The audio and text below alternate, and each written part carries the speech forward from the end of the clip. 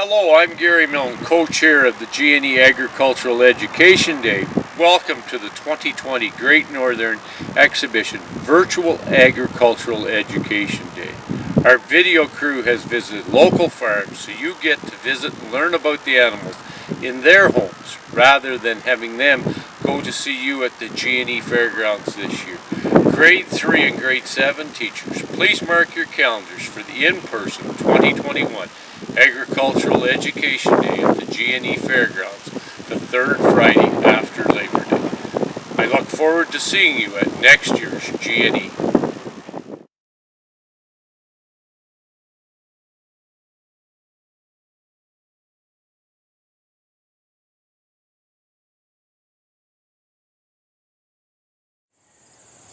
Hi, I'm Matthew and I'm one of the beekeepers here, and we're in Grey County, which is just Feversham, Singhampton area is where our family farm is, and we have bees and beef cattle and crop rotations. So the bees are beneficial to us for the crop rotations because it helps to pollinate the crops, which increases the yield for the crops, and also provides us with the honey and the nectar that we need to make, that the bees need to make honey. So here we have one of our hives. In the bottom here you'll see there's two boxes. This is one of the brood, this is the brood chamber. This is where the bees live. They live here all year. In this box there will be one queen, some drones which are male bees, and some worker bees which are flying, coming and going now to collect the nectar and pollen and bring it back to the hive for their food source. In this entire box there's probably approximately 80,000 bees. Which is pretty spectacular considering they're so tiny, they take up such small space. There's probably 80,000 bees, and on this hive we'd expect to get about 100 pounds of honey per year, which is pretty fascinating. One of the great things about bees is each bee only lives for about 30 days in the summer. She goes out and collects pollen nectar, and she works so much that she goes out and she collects it, brings it back, and she'll only produce 1/12 of a teaspoon of honey over her lifespan. So considering this jar here is about 2 pounds, it takes approximately 4 million flower visits to produce this jar of honey, which is pretty crazy. The queen will lay approximately 2,000 eggs a day in here, so there'll be 2,000 bees hatching every day, and she'll continue to do that from early spring to late fall. When they bring the nectar back, they're going to build it on these frames here. They're going to draw, this is a brand new one, so the foundation we've given them already to start is plastic. They're going to draw it out, and they're going to fill every one of these cells with honey, and then they're going to seal it with wax. So what we do to get the honey out, the honey will be put up here, so they're going to have their food stores and their nurseries in the bottom boxes, the brood chambers, where the queen lives, and then they're going to go up to this top box, and that's where they're going to put the honey. We have a special grate here, which is a queen excluder, so that means it's going to exclude the queen from going up into the top box and laying eggs in the honey. Once this box is full, they'll seal the tops off with wax, and then we'll know that it's at the right moisture for our honey to stay good forever. It's the only food that's natural that lasts forever. There's no expiration date or best before date. Once they seal this with wax, we will take a knife like this, which is a hot knife, so if it's plugged in, we'll take it and we're going to scrape the wax cappings off of the frame like this, and then into a bin, and we'll collect that wax, and that's what we'll use for candles, furniture polish, creams, lotions, maybe soap. There's lots of uses for the wax. And then the honey will be exposed. We're going to take the frames and put them into our extractor, which looks like this. So we'll place it in here like this,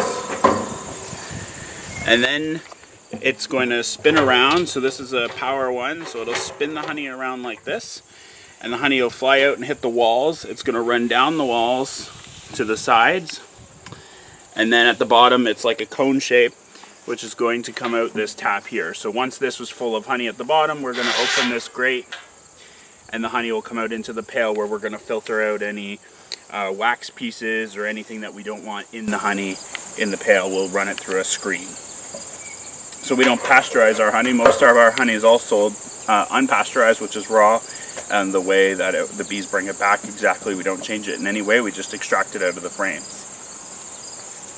For the winter time, the bees will stay in here all year, so this top box will be gone. In the fall we'll collect it, and then in the winter, once this is full of honey for them so they can survive through the winter, we're going to wrap them with this insulation. The great thing about this insulation is it's reusable, and we use it year after year. So depending on just the climate and the winters, we can get 10 to 12 years, hopefully, out of this piece of insulation.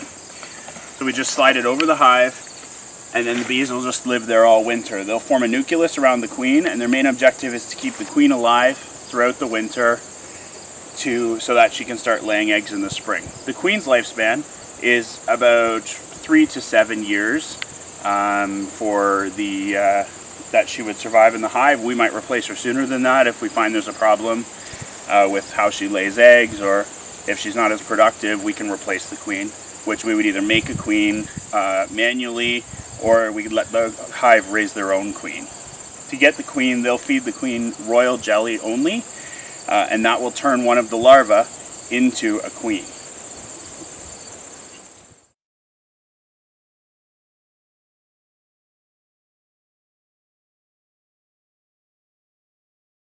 So honey production starts, we start as soon as the earliest flowers start. So the earliest flowers that we have in this area would be swamp flowers, and it's pretty spectacular to realize that maybe in April, early April to mid-April, as soon as those swamp flowers, like, it's very interesting that the bees, once they wake up from the winter and start to actively fly and find swamp flowers, like, they can find them before I even realize there's flowers here. So when we do our early checks in kind of early April, we usually check them about March to kind of assess the hive, the yard health of our yards, and then and then you'll see they'll be coming back in once, even with insulation still wrapped on them, they'll be coming back with pollen that they found in the swamp. So early April, and then it depends on the crops that are in, right? So dandelions would be the next crop, the earliest crop for honey production. So you'll get ups and downs throughout the summer. We're very fortunate to live in an area where there's lots of wildflowers, lots of unadulterated land with ditches and areas like that. So we have a pretty good nectar flow, but certainly goldenrod is huge at the very end, which would kind of end off the summer. That's probably one of the largest honey producing flowers that we have.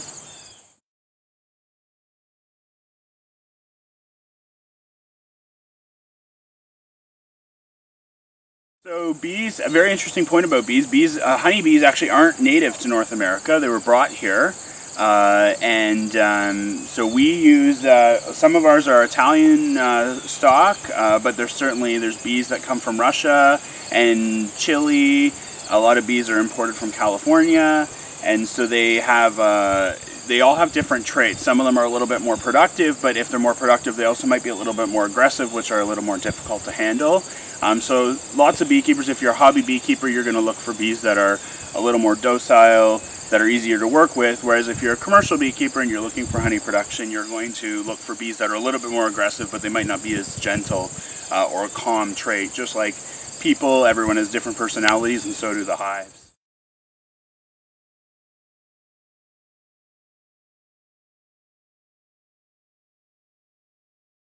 Yeah, so this is one of our smokers.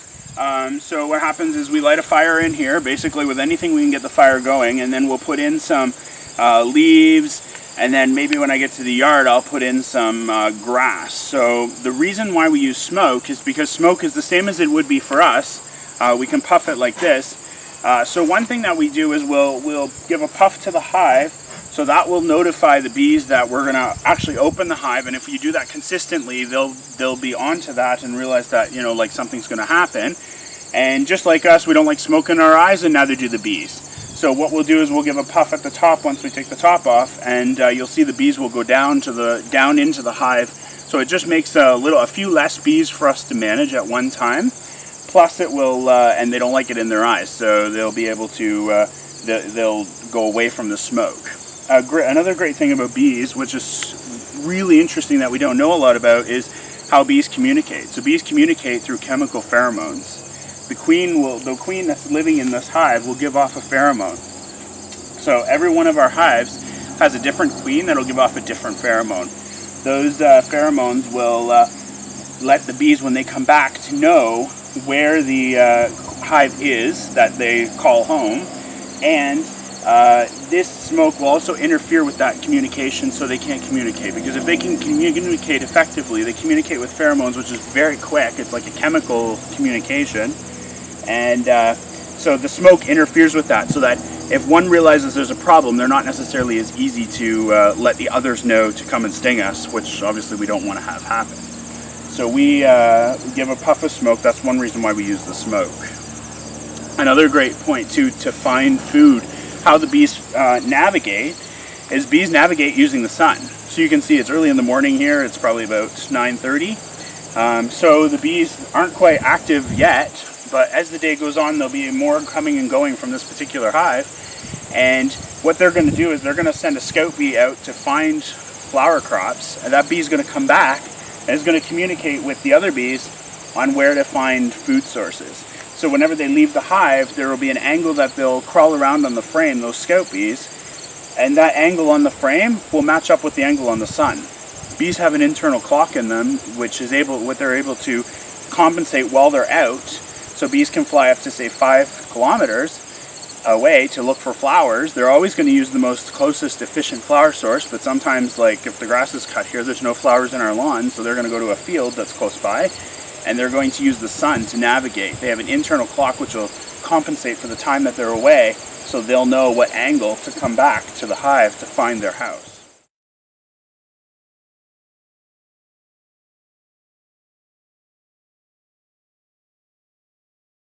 So in the hive, every bee has different roles, so that's a great question. They all have different roles. So we talked about the queen already. The queen, there's one queen, and then there's drones, so those are the male bees. They just kind of hang out. So there will be probably 2 to 3 frames of drone bees, and they're just kind of hanging out in the hive. And then the workers are the ones that leave. So of that 80,000, I would estimate that probably 70 of them are out looking for flower sources. 70,000 are out looking for flower and nectar and bringing back food for the hive.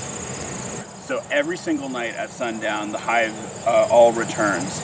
Another interesting thing that we notice, which is handy to have a bee yard at our house, is if it's going to rain, you'll also see there will be tons of activity outside the hive here. And the reason for that is because once they know when it's going to rain, they know the weather changes, and they don't want to be caught out in the rain, just like I don't either. So they will all congregate back at the hive, and it's a pretty busy area to come in, but they're all coming home before the weather changes. So we can watch the bees and know if it's going to rain very soon, and because they're all returning home. So every night, though, they return. They're dormant at night in the hive, and then during the day, every day they're out working again.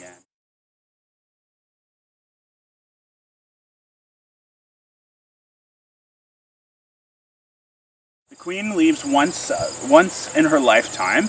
So after the queen hatches, it takes 21 days to hatch a bee. So the queen is fed royal jelly, which will make a queen cell, and then whenever she hatches, she's going to leave once in her life. And what she's going to do is she's going to go out to mate with up to 10 different drones to mate. And then once she's mated, she's going to return back to the hive. That process it doesn't take very long. She'll return back to the hive, and then that's where she'll live out her life in that hive.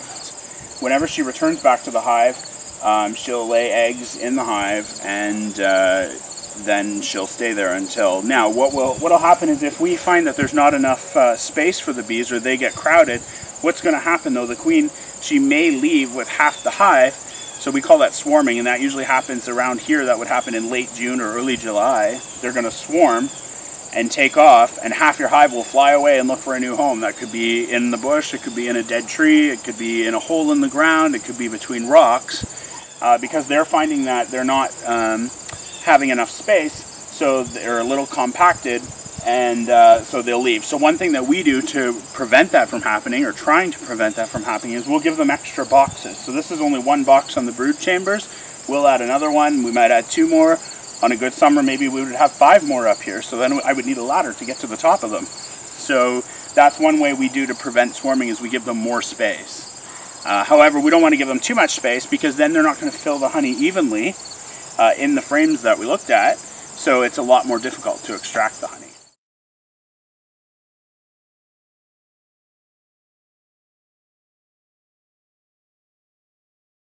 So one thing that we treat for is pests. So a huge pest in Ontario is small hive beetle and mites. Mites is a big problem. So mites are little red mites. They maybe look like, if you think of them like head lice, and they're going to attach themselves to the bees, and they're going to affect the colony health. So one thing we do is we have an acid treatment for those mites, and we'll use that. We'll put this on strips and we'll put them in the hive. So if I was to do that though, I would actually be fully suited, because I don't want to get stung, and that's when they're most aggressive, is whenever you're actually ripping the hive apart, taking a look at them like that. So what we'll do is this is a hive tool that we use.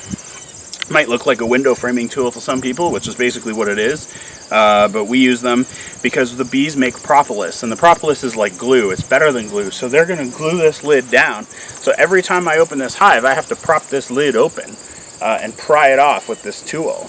So what we'll do is we'll just take the top off here. So we can see here there's a hole right here at the top, so I'll just give a puff of smoke to let these guys know that I'm going to prop this top off. One thing bees don't like is they don't like any jarring or banging or anything like that, so we always try and handle them as gently as possible. I don't know if you could hear that crack, but that's the propolis with the glue down. So what we're going to do is we're going to open this up. So we can see here, these bees are building burr comb here. We call this burr comb. This isn't comb that we like, because it creates a pattern of it gives them some traits that we don't like, because we prefer this to be clean, because this here will glue down to here, and then it's very difficult for us to monitor the bee health. So we'll just set this one aside here. Just give a little puff of smoke. So you can see they're kind of going down into the hive with the smoke. One thing we do is we don't want to over smoke them, because we don't want them to become agitated. That'll also make them angry too, so we don't want them to become agitated. So what we're going to do here is we're going to get this frame out. So what we can see here, okay, so this is a frame of bees and honey. So I don't know, Bill, if you can see here. Oh yeah. So here we are. So this is what the frame looks like. Sealed with wax. So this is a beautiful frame. This is brand new honey from this year, and what we can see is they've sealed this, so we know that this is approximately 17% moisture, which is the moisture content exactly that it needs to be to stay viable on the shelf. So they've sealed that with wax. So that's what we'll do, is we'll take our hot knife there and cut these wax cappings off, and then under here we can take a look. Some people might be familiar, if you've been to a farmer's market, you might be familiar with honeycomb, which is the comb, and the honey is all in the little cells, not extracted. So that's what some beekeepers sell. But what we can do is we'll take a look here. So if I can cut this open here, and look at that honey there. So that's really nice honey from this year. So what's going to happen, I just wrecked this. These bees, probably in the process of before I come and check this hive next week again, they're going to fix this for me. And they're going to build that comb again, which I've just destroyed, and they're going to seal it with wax identical to this. Every single one of these cells is identical to the other one. The structure of it's the strongest structure of honey, or of to build it, because of the shape, the hexagonal shape that it is the strongest structure. So I might just eat this so I don't waste it.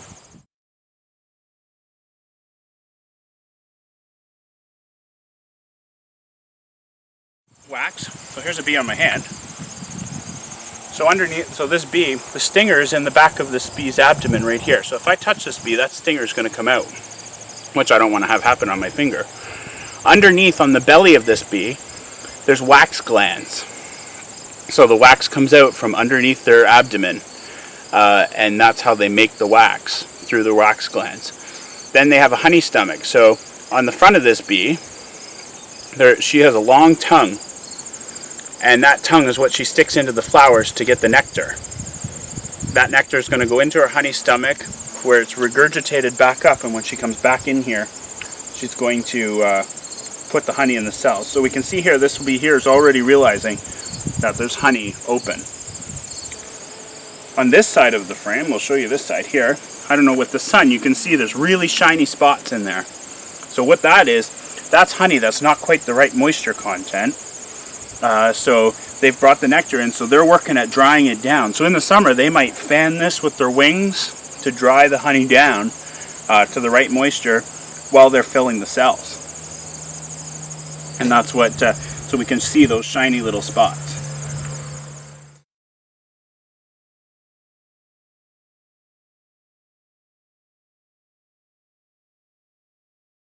So the differences between raw unpasteurized honey, which we feel is more beneficial to people who might suffer from asthma, or they might suffer from other ailments, we find that, you know, there's a lot of peroxidal properties to honey which can give us some health benefits. Now, unpasteurized honey is exactly what we were mentioning, just honey like just how I just ate that honey. Pasteurized honey is honey that has been treated with heat for a period of time, so a high heat for a period of time, the same as we would maybe think of milk would be pasteurized. And the idea of that is to kill any bacteria or any problems that we would have with the honey that people feel is honey. It also makes honey more shelf-stable to stay liquid longer. So in the grocery store, generally you'll buy pasteurized honey in the grocery store because it'll stay liquid longer, which some consumers are looking for. Just the convenience of it. So that's a frame.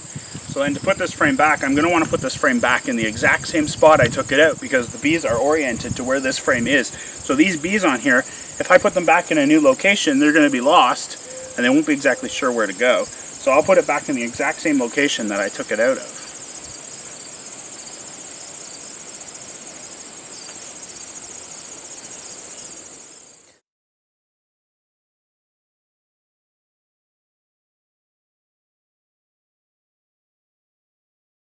So the bees will not all last all winter.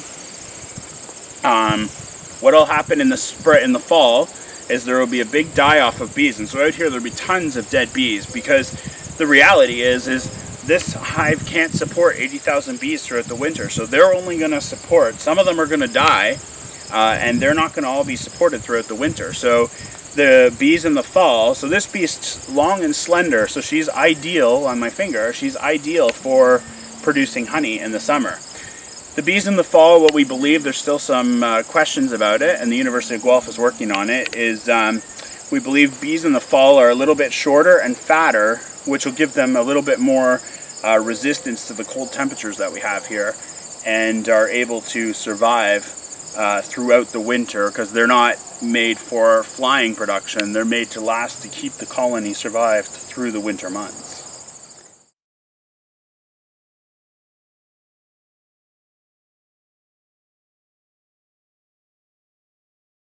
There is, bees in hothouse production are more for pollination. Bumblebees in particular are for tomatoes. These honeybees are actually, are too light to pollinate tomato plants, because the pollen sticks really well to tomato plants. So they'll use a bumblebee, which is a lot bigger, which can vibrate the plant more to get the pollen off to pollinate. So we don't see very much honey production in greenhouses, because greenhouses, the plants in greenhouses are more for vegetables. They don't create enough nectar, so they're a little bit more for vegetable production than honey production.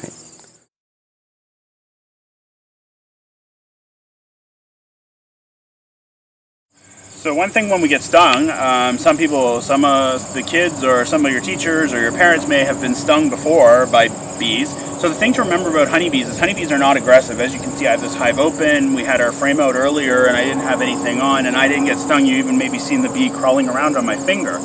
So the benefit to honeybees is honeybees aren't aggressive by nature. What they are is they only get aggressive whenever I rip this hive apart and they're trying to protect their home, the same as I would if I had, you know, someone entering my home that I wasn't sure who they were uninvited. I might want to try and protect my home the same as they're protecting theirs. So what they'll do is they'll sting me. So if I get stung in my hand, what will happen, the stinger will stay in my hand and it will continue to sting. The bee will die, which is why they don't want to sting you, because whenever a honeybee stings you, they only sting you once, unlike wasps. Wasps can sting multiple times throughout their life. Honeybees can only sting once, and what happens is that bee actually dies, their abdomen comes off of their body, and there's a sac there with venom in it, and that venom will continue to pulse into me for a few seconds after that bee puts the stinger in my skin. That'll cause an irritation on my skin, it'll cause some swelling, and also that stinger is going to release a pheromone, which we talked about. That's how the bees communicate with pheromones, which is going to tell the rest of the hive, like, here's the problem, here's where you need to sting, and then more will come out and sting me. And they'll just keep stinging me until I leave. I've even been where I've had to go to my vehicle, sit in my vehicle, and they'll be flying around the vehicle because they know that I'm in there. So smoke is also beneficial, because if I get stung on my hand, I'll puff my hand with smoke, which will help kind of calm that pheromone. One thing I do is I take that stinger out as soon as I can too, just so I don't have the venom in me, so it doesn't cause a allergic reaction. I'm not allergic, but it still causes a reaction. It might cause a little bit of swelling, which makes your hand a little uncomfortable. However, what happens is if you take that out, it'll also take that pheromone away for the most part, and they won't be able to find it as well.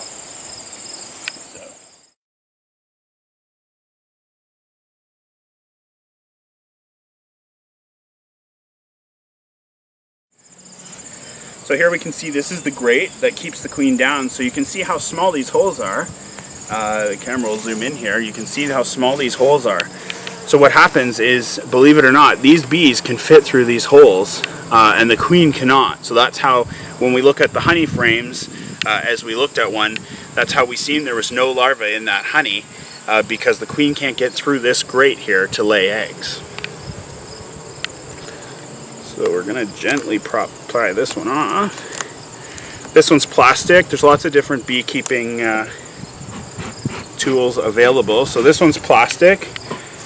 Some people use plastic. It is cheaper or less expensive than metal ones. We use both just because sometimes when we get to the store, that's all they have available. So if we need it, that's what we have to use.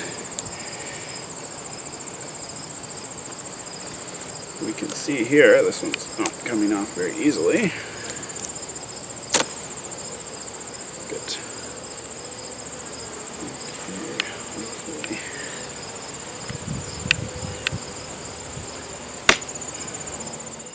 So what we'll do is we'll pull this frame out, and hopefully there's some larvae on this frame here. So you can see how active the bees are. Remembering that we're going to handle them very gently. Nope, no larvae. So this is a great frame. I don't see the queen here, so the queen is obviously buried in this hive somewhere. So remember, there's one queen for all these bees, but we can see bees here. We can see here, this is a drone bee right here. So this is a male bee that's just kind of hanging out like we talked about. In here is honey. So this is a typical frame that we would see in the brood chamber. This is honey out here on the outsides for winter. Then in this, we would expect to see kind of a rainbow effect of pollen in these cells here. And then if we look very closely into these cells right here, we'll see like little white kind of what looks like little worms. So that's larvae. So those larvae are going to mature there. So the queen has laid the egg, which is like a little dot. And that larva is going to mature, and then it's going to be sealed like this. And then what happens is, after 21 days, it's going to chew from the inside of that cell, chew through and hatch, and then go on to live for the 30 days approximately to produce honey for us. So that's a pretty spectacular frame. So we'll just slide this one in again. Back in exactly where we got it from, exactly in the same orientation.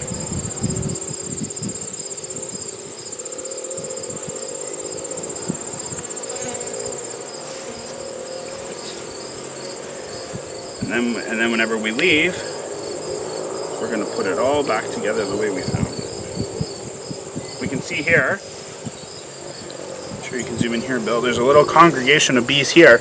So what's happening is they're collecting, so there may be some honey there that we've just exposed. So what they're doing is they're realizing, hey, we should collect this honey here and put it into a frame, because this is a lot easier to collect this honey and just move it into a frame, and we don't want it to go bad because we might need it for the winter. So what they're doing is collecting it as fast as they can, and then they're going to put it into a frame while they're others are out collecting.